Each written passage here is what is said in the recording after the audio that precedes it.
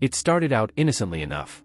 We were hauling some rolls of paper to Wyoming, and when we started getting close to the state line, I remembered what she'd told me originally, and just to start a conversation I asked, "Is there any particular place you wanted to be dropped off in Wyoming?" "I can get out wherever you want to leave me," she said quietly. I looked over at her, and for the first time since we'd been together I saw her crying. I felt like an ass, and I didn't mention it again. The first time we stopped in Wyoming, I noticed that she took her backpack out of the truck. She only did that when we were at places that had laundry, so I knew something was up. I saw her talking to a kind of creepy fat guy and him leering at her and smiling.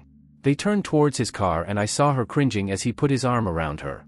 I dropped the things I'd picked up and got to them just before they got into his car.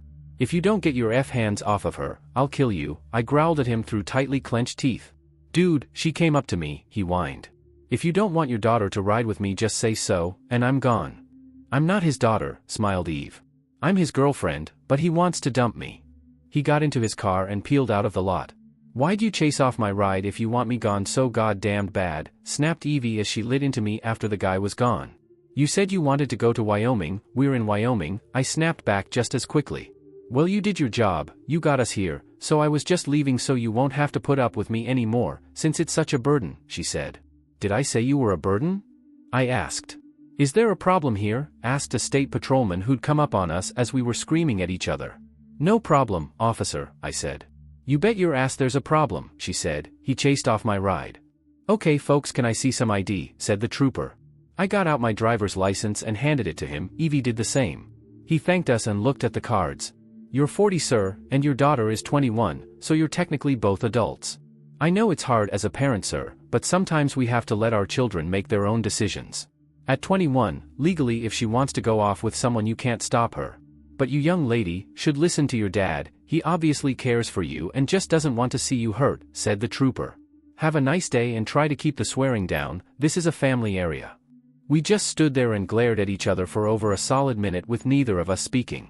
"Why'd you chase him off?" she quipped. "Because he was creepy, and he was looking at you like he was hungry and you were a steak," I snapped, "and because you really didn't want to go with him. I watched you cringe when he put his arm around you. Why do you care? You've wanted to get rid of me from the very beginning," she snapped back at me. "If I wanted to be somewhere that no one wanted me, I'd just hitchhike back home. So okay, we're here in Wyoming, the scale is balanced. You've done your good deed. See ya. Get your little ass back in the truck," I snapped. "I'll tell you when you can leave." "Oh yeah," she snapped. "Yeah," I said back firmly. "Well Dad," she said laughing, "you did get one thing wrong." "What's that?" I asked, smiling back at her. "My ass is not little, and why do you keep talking about it?" I just sat there with my mouth open. I hadn't mentioned her ass in a month. After that things went relatively smoothly for a while, during which time we got used to each other and even began flirting a bit. Evie was definitely flirty, but only with me. Whenever we stopped she always made sure she was covered from head to toe. I guess her time on the road alone had taught her to be as low-key as possible and not try to draw attention to herself. I had a few friends in places that I drove to frequently, and we eventually had to make some adjustments. There was Sarah the waitress in Tucson. The first time Evie and I was there was when we had been traveling together for about 4 months. At that point Evie and I had never actually touched each other. I'm not talking about it, I mean we had never made physical contact in any way. The creep in Wyoming had more contact with her than I had. Sarah saw me get out of my truck and come into her diner and ran over to hug me. She followed that up with a quick kiss and asked me what I wanted to order, just as Evie sat down. They looked each other up and down and just went at it. "Chase, you didn't tell me you had a daughter," said Sarah, trying to figure this out. "Chase, I didn't know you were into old ladies," snapped Evie. "I'm no more his fucking daughter than you are grandma. Do you try to kiss all of the men in this s-hole or just mine?" Evie, calm down. "Sarah is an old friend of mine," I said quickly, wondering how things had gotten out of hand so quickly. "The food here is great, let's just grab something to eat and get back on the road." "You were the one who wanted to stop anyway, as I recall," I said cheerfully. Sarah tried to recover and walked away after I told her what to bring Evie. After Sarah had relayed our order to the chef, she sat behind the counter. Evie went off to use the ladies' room and told me to play a song on the jukebox. "What song?" I asked, puzzled because we had never talked about music. "Just play something that I'll like," she said. "You need to start learning what I like anyway." I walked over to the jukebox wondering exactly what the hell she meant by that. The jukebox was one of those modern ones that played MP3s. I hadn't been there more than a minute when Sarah came over to me and put her hand on my shoulder and slid it down my back. I still don't remember if it was more than just a friendly touch because it was over so quickly with all of the flying glass and screaming. Evie had come out of the ladies' room and saw Sarah walk over to me and put her hand on me, and had just grabbed the nearest thing she saw. It happened to be a pipe wrench that one of the customers had on the table. The wrench hit the jukebox mere inches from Sarah's head and Evie was following it. Sarah probably outweighed Evie by about 50 pounds, but Evie was pissed and heading our way. I intercepted her by scooping her up around her waist and carrying her out to the truck. I went back in to get our food and to pay the owner for the glass in the front of his jukebox. "We aren't going back to that s-hole ever," snapped Evie as I got the truck back on the road. "But the food's good," I said, trying to change the subject. "Next time that bee puts her hands on you, I'll throw more than a wrench at her," snapped Evie as she scooped up the bag of food and threw it out the window. Then she reached out and put her hand on top of mine as I shifted through the gears. The touch of her hand was the first time I'd touched another human being in nearly a year. And it sealed a bond between us. I wasn't sure when it had started, but I knew then that there was something going on between Evie and me. I remembered back to her words to Sarah. It had slipped by me at first. She'd said, "Do you kiss all of the men here, or just mine?" When did I become hers? "Sorry, Chase," she said, touching my hand again. "Not as sorry as you're gonna be," I replied. "You threw our food out the window, so we're gonna have to live on potato chips for the next 200 miles. Even with that incident, it was over a year before we actually had it. We'd been sleeping in the sleeper together occasionally for months before it just happened. We were waiting out a snowstorm in Ohio. The roads were closed down for safety. We played a few video games and listened to some music before I told Evie I was going to nap for a while so that when the roads opened up I could drive for a longer time, to try and get us somewhere close to back on schedule. We were lying next to each other in the sleeper. I had on jeans and a flannel shirt, Evie had on some sweatpants and a t-shirt. We always kept the inside of the truck warm and comfortable. I woke up in the middle of my nap because I was having this dream about something licking my neck. I woke up to find out that it wasn't a dream. Evie had stripped off her sweats and was sitting next to me in just her underwear and t-shirt. Then while she was giving me little kisses she started trying to undo my pants. "Evie," I began. "SH," she said, "don't F this up." She wrapped her arms around me and kissed me. "That was the best birthday present I've ever gotten," she said seriously. I didn't know what to say, so I didn't say anything. Later that day we went to a mall. We went from store to store buying her everything she saw. As we were checking out in one of the stores, Eve's mouth dropped open. She told the old woman behind the counter to stop ringing things up. "I know what you're trying to do," she said. "I don't want any of this." "Evie, I'm not trying to get rid of you," I laughed. "Oh, it's worse than that," she said. "You already gave me my present this morning and now you're trying to give me a load of crap and take it back." "Evie, what the hell are you talking about?" I asked. The old lady behind the counter asked, "What did he give you this morning?" Eve just leaned over near the woman and then patted my D through my pants. "He gave me this earlier today," she smirked, "and now he's trying to substitute some clothes and crap for it." "I wouldn't go for that either," said the woman. "You better make sure he isn't trying to give it to some other girl." As my thoughts had rolled back through the months, that became 2 years that Evie and I had been together. The truck had rolled through the miles. We had just crossed into Michigan when Evie got down from the sleeper and crawled back into her seat. "God damn it, Chase," she snapped, "you let me miss 2 whole states." "We'll hit M on the way back," I said quietly. Evie was on a mission for us to F in every state in the Union. So every time we passed through a state we hadn't visited, we had to christen it properly. I guess I had a lot on my mind because I truly enjoyed marking our territory in each new state as much as she did. If we had stopped we'd have probably gotten snowed in again, and your birthday won't be here for another couple of months, I told her. "We're going to probably be a bit late anyway," she said. "We've got about 75 miles to go and the snow has already started. We'll be lucky to average about 35 miles per hour in this." Evie hit it right on the head, and in a little over 2 hours we were creeping through the big gates in front of Shady Acres. I drove the truck through the grounds to the main building and around the back to the small loading dock. I swung out and backed the trailer in as easily as if I'd done it every day. Even Evie was impressed since she didn't know that I had done this every day for a while. "God damn, buddy, you're about the best damn trucker we've had through here," said a voice. "You backed her into that dock like a pro. Let me get the boys and we'll get you unloaded," he said, walking back into the building. "Chase, aren't we going to get out and stretch our legs?" asked Evie. "You can if you want, I'm just going to sit here and play some games on your iPad, and maybe check my email," I said nervously. The snow was falling thicker now and there was supposed to be at least another 6 to 8 inches on the way. I could hear the loading crew unlocking the trailer's doors and starting to remove the load. Evie jumped down from the truck and looked around. She returned a few minutes later and said, "You may as well get out, sweetie. They're unloading the truck, but they're using manual pallet jacks. We're gonna be here for at least a couple of hours, maybe longer." I reluctantly got down and stayed near the truck. The hairs on the back of my neck were standing up, and I was waiting for the inevitable. "Hey trucker," began a voice I hadn't heard in nearly 3 years, "the roads are closing up and our director told me to offer you a room for the night. You can relax and the crew can take their time unloading your rig." "That's okay, we're good," I snapped. "Chase, you're being rude," said Evie, "of course we'll take the room." Then in a lower voice, she told me, "Chase, we've never done it in a hotel room in Michigan, and this place is as big as a hotel. Besides, I think we should stretch something other than our legs while we're here." Immediately upon hearing the girl speak, Malcolm got a funny feeling. He walked over to look at the man, but the guy kept his back to Malcolm. "You sure are a pretty little thing," Malcolm said to Evie, taking her hand. Almost instantly I covered the ground between us and slammed the old man into the wall. "Keep your hands off of her, Mal," I growled. Hearing the noise, a couple of security guards came running over. I looked at them warily but didn't release Malcolm.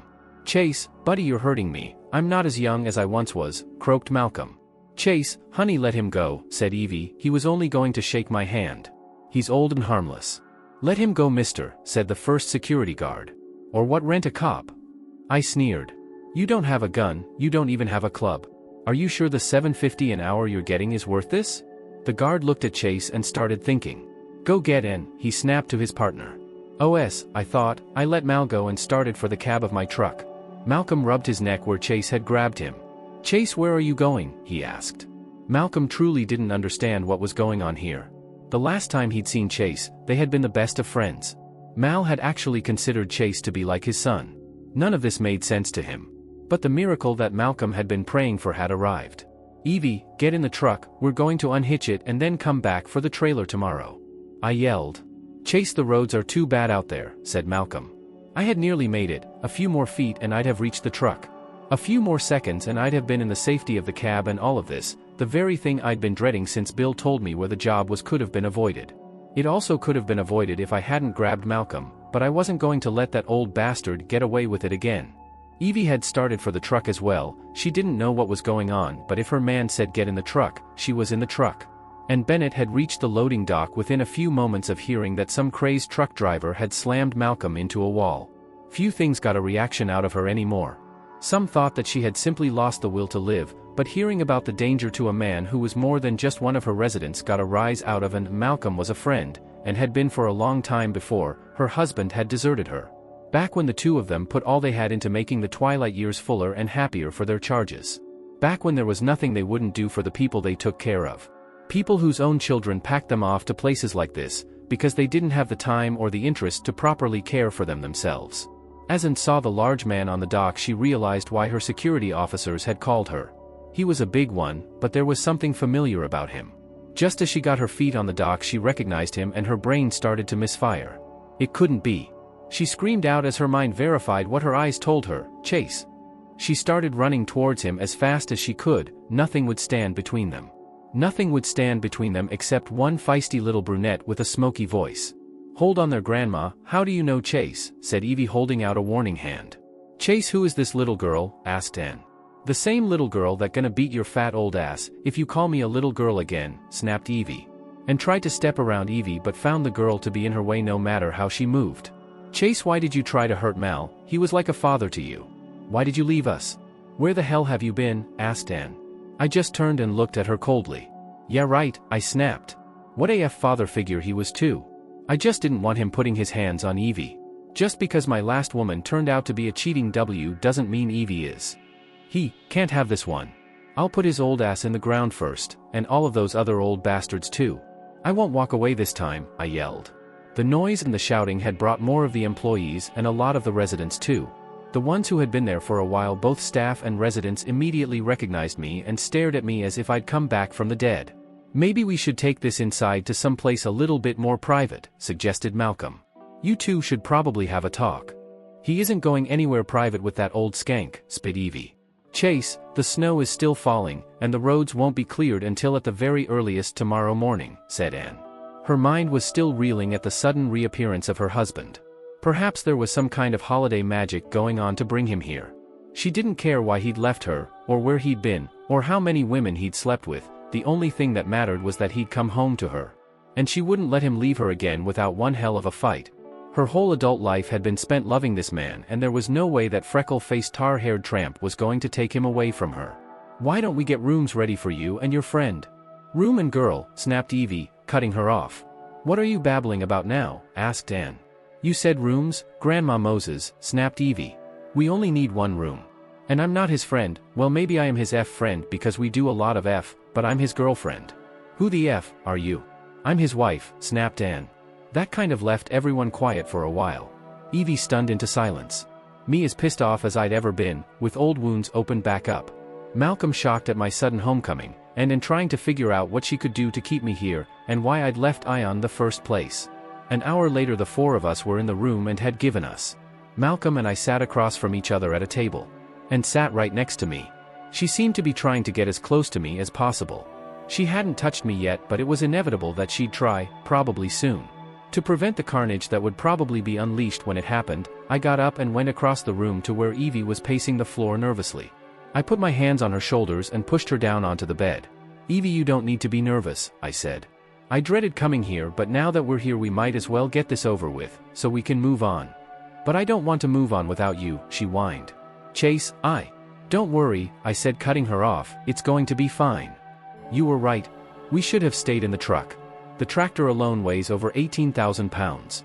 The snow couldn't do more than slow us down. We could have pulled off the road and waited it out, like we always do," she said. "Next time, Evie," I said, affectionately brushing the hair out of her eyes. "Will there be a next time?" she asked, catching my hand and holding it. Before I could answer, someone knocked at the door, and then came in. It was an older woman with a clipboard. Her brown hair was streaked with gray and her smile radiated health and happiness. She walked over to us, and took my hand and Evie's, and led us over to the table where Anne and Malcolm sat. "I'm Bertha McKinney," she said. "I'm a shrink. Not that any of you are crazy, but Anne asked me to moderate this meeting, to try and keep things positive." "Does anyone here object to my presence?" she asked. "Why do we even need to have a goddamned meeting?" asked Evie. "Why can't you guys just unload our truck and we'll be out of your hair? Better still, we'll go back and wait in our truck. You guys just tap on the side when you're done and we'll haul out of this loony bin." "I can understand your reluctance to participate, miss," said Bertha. "But there are some of us here, who have a lot of very important questions we'd like answers to. And with the snow piling up as quickly as it is, none of us are going anywhere anyway. Let's start with an easy question, Mr. Bennett. Beside my duties here counseling the residents, I've been working with your wife for the past few years to try and help her with her problems. She's been clinically depressed for a long time. It was of course brought on by your unanticipated abandonment. Would you like to talk about that or say anything?" "Nope," I said and started laughing. "That's over with, it was crap anyway." "What the hell are you talking about?" screamed Anne. "You just left me here 3 years ago. You never said anything. We were happy. I loved you then more than anything, and I know you loved me. We had a great life, don't you dare call it crap." "You must really think that because I was stupid then that I'm stupid now," I said. "Maybe that wasn't a good question to start with," said Bertha. "Let's try something simple. It's my understanding that you and Mal were very close, so why did you attack him today and slam a 70-plus-year-old man into the wall with no provocation?" she asked. "That was his fault," I snapped. "He brought it on himself." "How so?" asked Bertha. "What did he do?" "He misread me," I said. "It doesn't matter, I forgive him," said Mal, holding out his hand to me.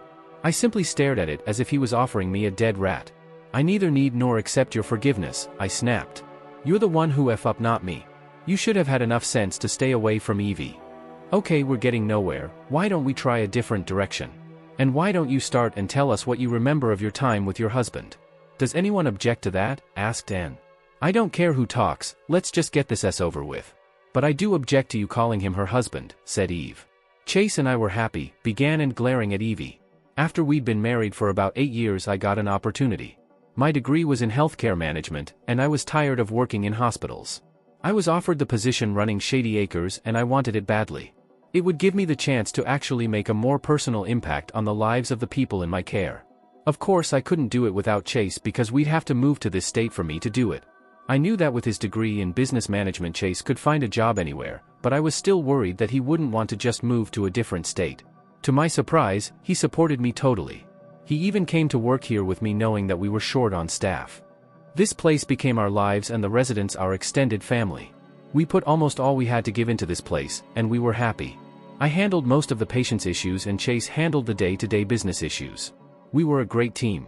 It just seemed like we grew more in love every day. There was nothing I wouldn't do for Chase, and I'd already seen the lengths he was willing to go to make me happy, said Ann.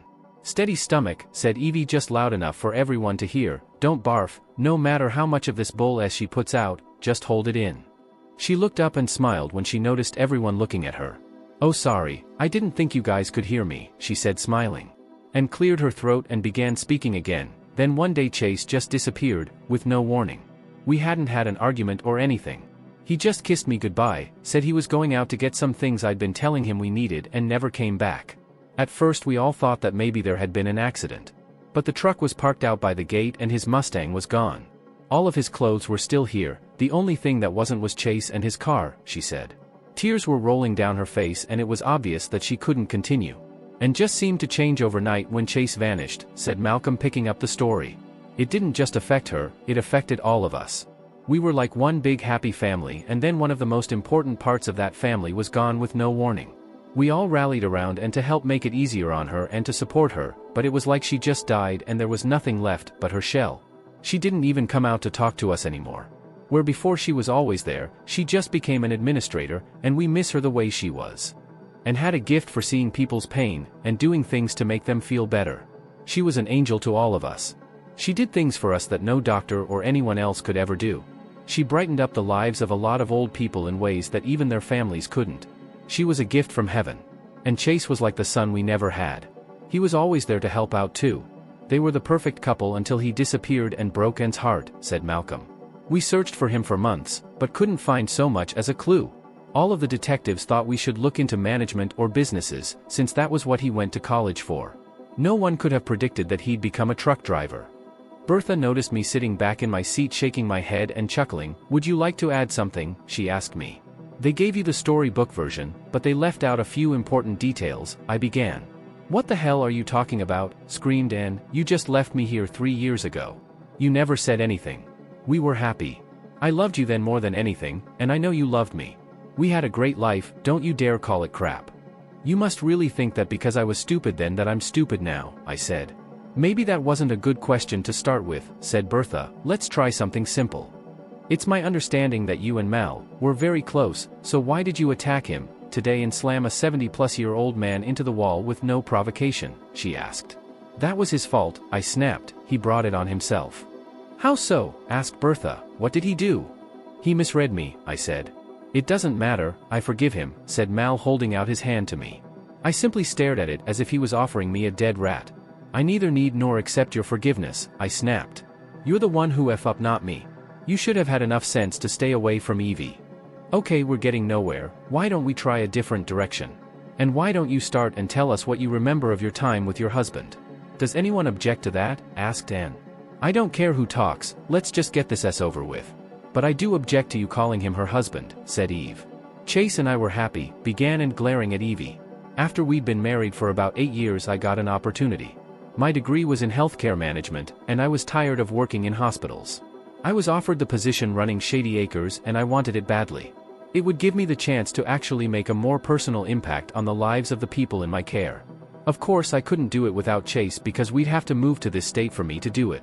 I knew that with his degree in business management Chase could find a job anywhere, but I was still worried that he wouldn't want to just move to a different state. To my surprise, he supported me totally. He even came to work here with me knowing that we were short on staff. This place became our lives and the residents our extended family. We put almost all we had to give into this place, and we were happy. I handled most of the patient's issues and Chase handled the day-to-day business issues. We were a great team. It just seemed like we grew more in love every day. There was nothing I wouldn't do for Chase, and I'd already seen the lengths he was willing to go to make me happy, said Ann. Steady stomach, said Evie just loud enough for everyone to hear. Don't barf, no matter how much of this bull as she puts out, just hold it in. She looked up and smiled when she noticed everyone looking at her. Oh sorry, I didn't think you guys could hear me, she said smiling. And cleared her throat and began speaking again. Then one day Chase just disappeared, with no warning. We hadn't had an argument or anything. He just kissed me goodbye, said he was going out to get some things I'd been telling him we needed and never came back. At first we all thought that maybe there had been an accident. But the truck was parked out by the gate and his Mustang was gone.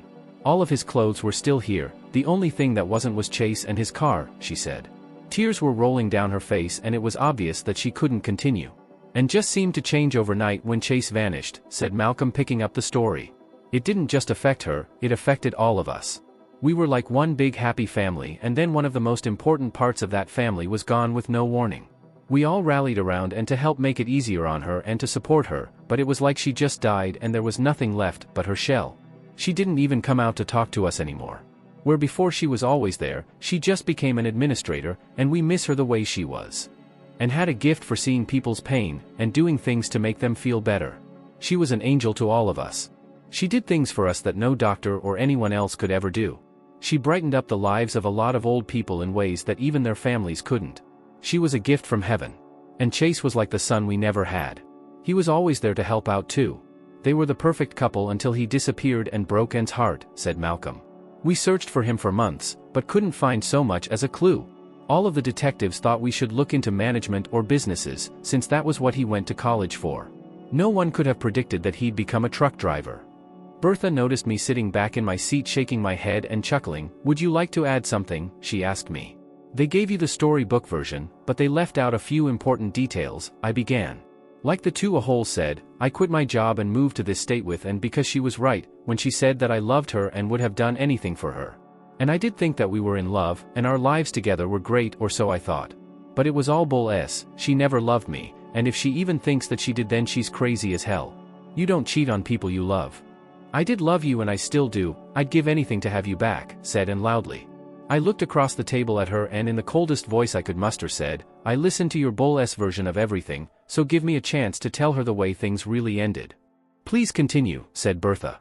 As I was saying, we worked here to make everyone's lives better. We did everything we could for the residents.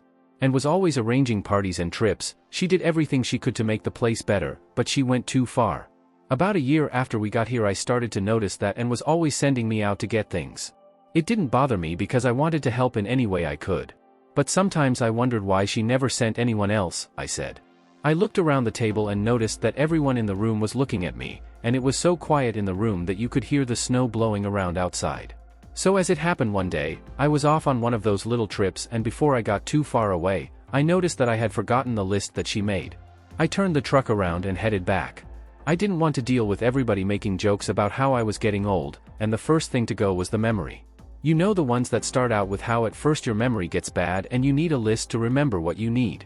Then someone has to remind you that you had a list. So anyway, I decided to just ease back into the office to get the list and be on my way with no one the wiser. I had to make sure that no one was in the office first though, so I tiptoed through the house. I thought I was a ninja the way I was moving. I was slipping around corners and making sure no one saw me. Then when I was finally near the office, I noticed a line of 5 or 6 of the residents outside the office. I didn't know what the hell was going on, so I watched. The door opened and Claude Jenkins came shuffling out. He was a mean old bastard. Even at 85 he never had a good thing to say about anyone except Ann, and I was beginning to think I knew why. As Claude left the office, the next old guy went right in. I went back outside and crept around to the side of the building. I looked into the office and my heart broke and nearly stopped. There she was, my wife, my best friend, my soulmate, the woman I had quit my job and career for, and moved across the country so she could follow her dream. She was bent over her desk with her skirt raised up around her waist like a $2 W. And, my best friend Malcolm here was doing it with her and squeezing her. Bertha's amazed gasp and the shocked looks on everyone's faces caused me to pause. But I can explain, said and beginning to cry. Excuse me, I said, but it's still my turn. I'm almost done and then Evie and I are getting out of here. Evie got up and started holding my hand because she could tell that this was hard on me, but I needed to get it out after all of this time of holding it in. I couldn't think of any reason for Ann to betray me like this. As I said before, we never argued. I did anything she asked because I loved her so much. Even things I didn't want to do, because I'd rather be a little unhappy than risk losing her. Our life was great, we rarely ever missed a night, at least I'd thought it was. I did notice one thing as I looked in the window though. Ann was bent over the desk letting them F her from behind. She hadn't let me do that to her in a while and I missed it. You can't tell now because she's picked up some weight, but Ann used to have the nicest roundest ass in town, now I know why. Well, not exactly a G, since she seemed to be doing them one at a time. It was more like a train. Remember that TV dance show back in the 90s, Soul Train? Well, Ann was the conductor of the old train. I guess there were a lot of ways I could have handled it. I could have gone in there and beat the F out of a lot of old geezers. But what would that have proved? I was younger and stronger than all of them put together. I could have marched in there and slapped the S out of Anne. But I've never hit a woman in my life. As I sat there and just watched her, I couldn't see the expression on her face, but this had obviously been going on for a long time. And it was why I was always the one she sent to town to pick up things. We all make choices every day in life, and I guess that Anne had chosen those old guys over me and our marriage. So, since this was what she wanted, and I had a history of giving her what she wanted, I just left the keys to the truck in the dining room and headed for the garage. My Mustang isn't the standard 4.6-liter V8. I'd had the engine swapped out for one of the Ford Racing, larger displacement V8s with the Ram Air Scoop. It cranks out about 462 horsepower through a Magna Flow exhaust system. It's pretty fast, but it's also pretty loud. I hardly ever got to drive it back then because when I started it up you could hear it throughout the house and would come running out and tell me to turn it off. That is unless she was bent over a desk. I just drove away and never looked back. But, began Anne. Still my turn, I snapped. For about the first year, I was pretty evil. I didn't talk to anyone. I didn't want any friends or anything else. I thought back about what I had done or where I'd gone wrong, but I just couldn't figure it out. God, I missed her. But after a while, that even faded. I started to realize that, as I said before, we all make choices and chose to ignore my feelings and any possible consequences, in favor of what she was doing. So I could either choose to shut myself off from life, or I could just move on. I started looking at women again. I think the first one was probably Ruby in Memphis, because she looked like Anne, but was younger. Screwing her in an odd way kind of gave me the closure I needed to just put the marriage behind me.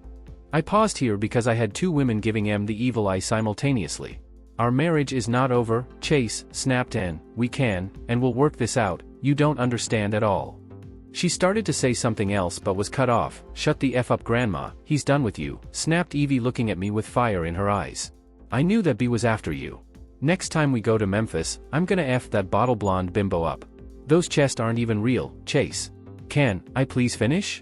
I asked loudly. Since there were no objections from Evie or Anne, I looked at Bertha and then at Malcolm, who was holding his head down and couldn't look at me. I didn't file for a divorce because I figured, if Anne wanted one, she could pay for it herself. I also didn't see myself ever getting married again, so I didn't need one, then. I simply refused to take any jobs that called for me to go to Michigan for a while. Then, with all of the automotive parts being shipped in and out of here, I decided that was kind of stupid, so I just didn't take any jobs inside of Detroit. I was just starting to feel human again. I had a new life, and a few friends around the country, nothing serious, but life was good again. I did have a little lonely spot in my heart still, but I figured that was just the lingering traces of feeling I had left for Anne. I heard her sniffle a little at that. Then I met Evie.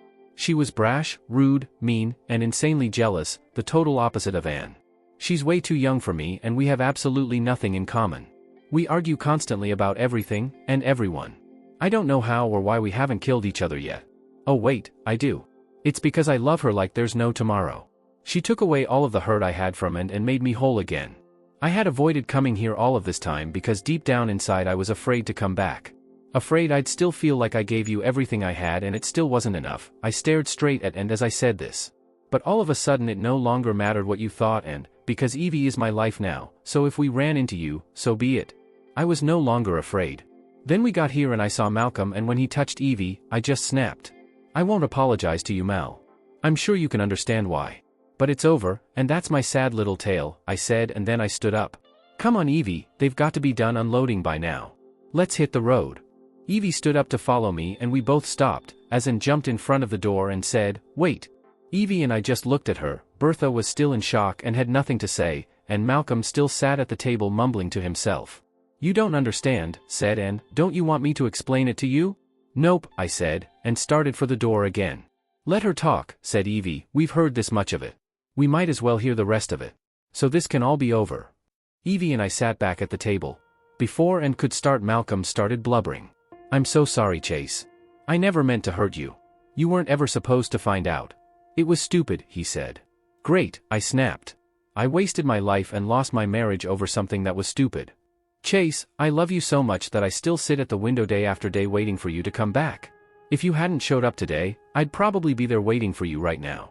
I knew that a love as strong as ours couldn't fade away and that you'd be back, said Anne. As you already said, we were in love. You talked about how much you loved me. Well, I loved you just as much and I still do. You were the only man in the world for me and you always will be." As she said this, Evie snorted and started laughing. "Chase, back then, only two things were important to me, you first and foremost, and this place and my people a close second. If you remember, some of those older guys were really depressed. Almost to the point where they just lost the will to live. Claude Jenkins was one of the worst, he just didn't care anymore. I started talking to him about it and found out that even at his age he had a really strong drive. I figured an 80-year-old man wouldn't know what to do with it. Anyway, one thing led to another and I started wearing my blouses a little more open around Claude and it got results. That led to more and more teasing and finally some touching. I never mentioned it to you because I didn't see the harm in it, but I knew that you'd have a fit. It took a while, nearly 6 months, but he started going down again. He got so depressed he wouldn't come out of his room. I had Malcolm force him to come to my office, and that was when you went away for your first shopping trip. I felt guilty as hell about it, but I was determined to save that old man's life, and I did. Chase, he was barely able to keep it up. But for the next few weeks he was human again, he was better than he'd ever been. I was amazed that something so simple worked, when all of the medicine and psychologists had struck out. It didn't cost anything, and it wasn't something we'd run out of, and it worked so well. I never for a second thought about what it could possibly do to you, or us, or our marriage, but if I had, it would have never started. I was just so happy that it had worked. And I figured if it worked for him, well, you know the rest of it. It wasn't like I was taking anything away from you. I didn't love them. I just let them have a little taste of what you were getting every night. And I only did it bent over the desk because I didn't want to see them or think about it. But with you I just stopped doing it in that position for 2 reasons. One was because I didn't want to do the same things with you that I did with them, and second was because I liked looking in your eyes as we made love and seeing all the love you had for me, she said. When I was with them I thought about anything other than what was going on. It was easy because let's face it, they were old men. It isn't like they were going to rock my world or anything, but they loved it. Every night with you I just wanted to fully concentrate on all of the love we had for each other. I never thought that you'd find out. And it was only supposed to be temporary. It just got out of hand. I'm so sorry, Chase. Until now I never knew you'd seen it. You must have been devastated. All this time I thought you'd just run off because you got tired of me? Especially when you showed up with her. Can you ever forgive me? Yep, I said, you're forgiven. Evie stood up, obviously pissed, but sat back down when I looked at her. What about me? Asked Malcolm, looking at the floor. He was obviously feeling guilt. Mal, we were friends, and good ones I thought, I said, turning to him. Mal, do you believe in God? I asked. Yes, he said, I go to church and pray often. I'm getting older, so I don't know when I'm going to die, so I need to be prepared. Well, Mal, I said, smiling at him, I hope it's soon, and I hope you know that you're going to rot in hell for a long time. Isn't doing it with neighbor's wife one of the 10 commandments? Heck no, I don't and won't forgive you. But it's water under the bridge. I once thought that I'd never get over Anne. But I did, and coming here was an important step. Now I can go ahead and get a divorce and stop dwelling in the past.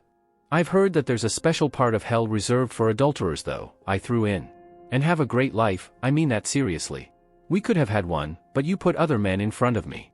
I'd still like us to be friends someday, but it's going to take some time. Don't be surprised, as soon as I get home I'm going to go ahead and file for a divorce. I hope you can move on too. You'll meet someone else, I'm sure. And this time I hope you don't lie to him or hide things from him. I touched her gently on the shoulder as I opened the door and started down the hall with Evie following closely behind. Even through the closed door and halfway down the hall we could hear Anne crying, and Bertha and Mal trying to comfort her.